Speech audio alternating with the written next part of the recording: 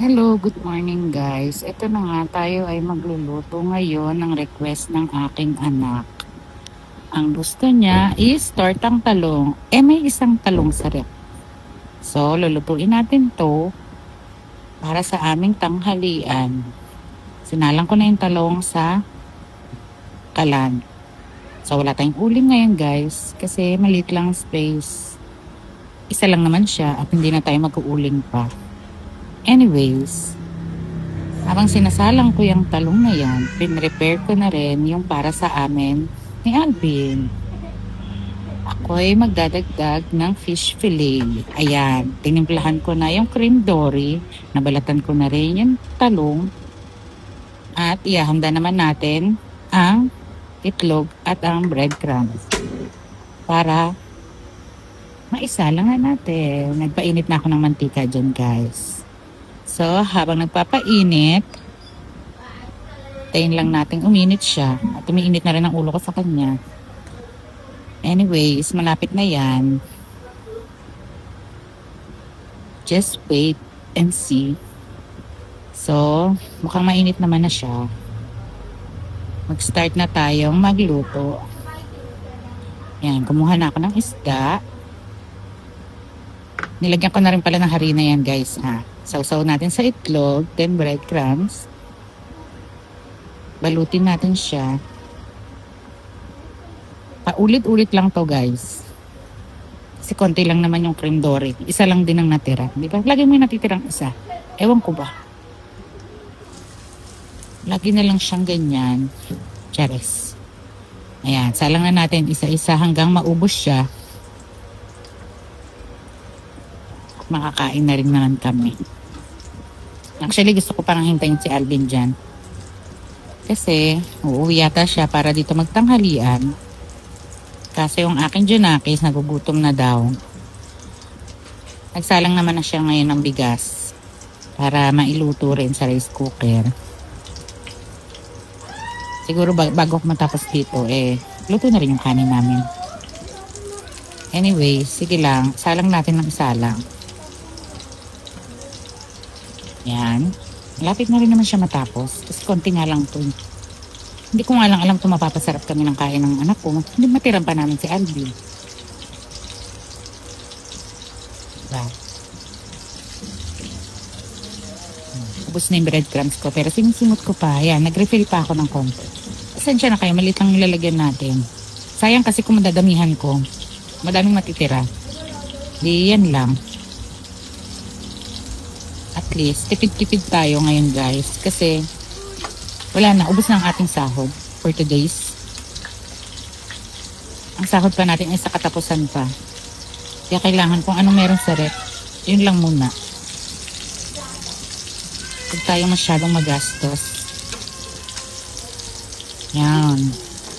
Actually, binabaliktad ko na yung isa. Babaliktarin ko pala. Gawa ng nagbo-brown na siya. Yan, usog-usog para mailagay lahat. 2 piraso na lang naman siya.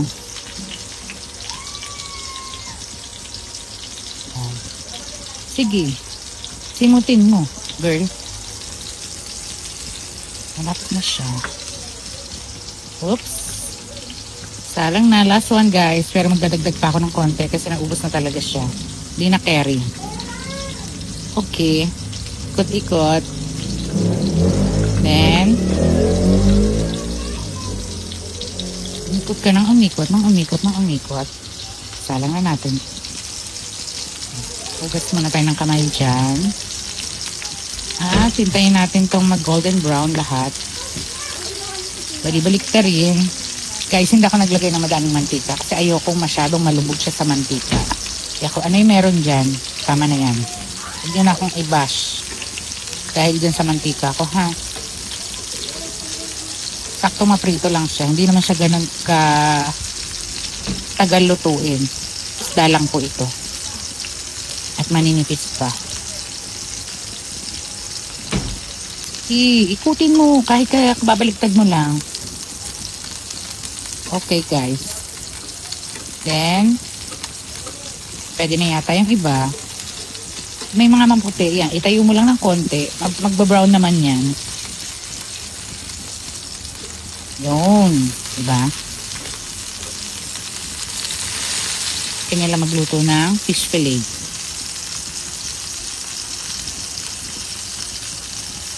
So, hintayin lang natin siyang matapos para maisa lang natin yung ating talong. Para sa akin, Junakis. Actually, yung matitirang itlog dyan na ginamit ko, yun ang pantortang talong. Diba? Tipid hacks.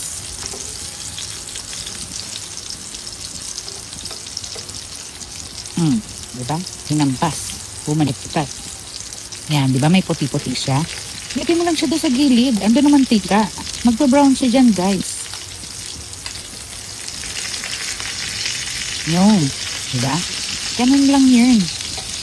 Skarte lang yan. Oops, may nawalang maliit. Pero wag kayo mag-alala, guys. Nilagay ko lang sa plato yan. Kasi hindi ko kayang tumikim habang hawak ko yung cellphone at hawak ko tong tong. Malapit na yan, guys. Konting kembot na lang at makakaluto na tayo.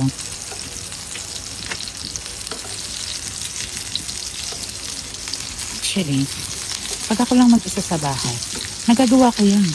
Pero pag nandito si Alvin, syempre siya gagawa niyan, hindi ako. Chares. Ewan ko. Yan, pwede na yan. Malapit na itong matapos. Konting kembot na lang to. O yan. Yan, umpisa na tayo maglagay. Ayun yung maliit, di ba? Balik na rin. Pwede na rin yan. O, pwede na rin yan. Basta mag-brown na lahat, pwede na yan. Bakit? Isda lang to, guys. Manipis lang to. At madali siyang maluto. Kaya huwag na nating patagalin pa.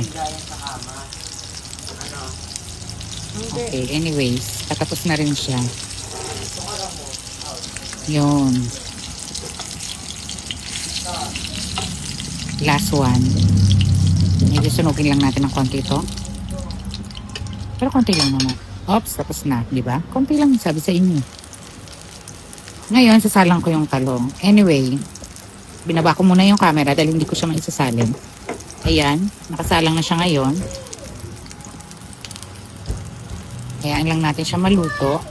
Binalot ko lang siya ng madaming, actually madaming itlog eh. Kaya nabalot siya. Kumapal siya. At least, ulam na siya. Yan. Babrowning lang natin. Ito medyo natusta ko siya kasi mas sa akin mas masarap ang tostado. Lalo na yung mga gilid. Ayoko ng malabsak na tortang talong. Charies. Okay, anyways. Lapit na yan. Oh, ito nga pala yung bisita ko. Lagi siyang pumapasok dito sa amin. Pusa siya ng kapitbahay, nung may-ari ng bahay. Pagbukas ng pinto namin, lagi siyang pumapasok. Ayan. Ito na yung talong natin. Medyo nasunog ko ng konti. Pero okay na yan. Masarap naman yung tostado. Ayan. Hintayin lang natin yung kabilang side. Para matapos na tayo. Okay, I'm done. Bibigyan na natin sa aking pinakapoging anak. Yan si Lance. Kanyang favorite at ang aking bisita. Hello, bisita. Thank you for watching my vlog. Ito po ang aming tanghalian ngayon. Thank you.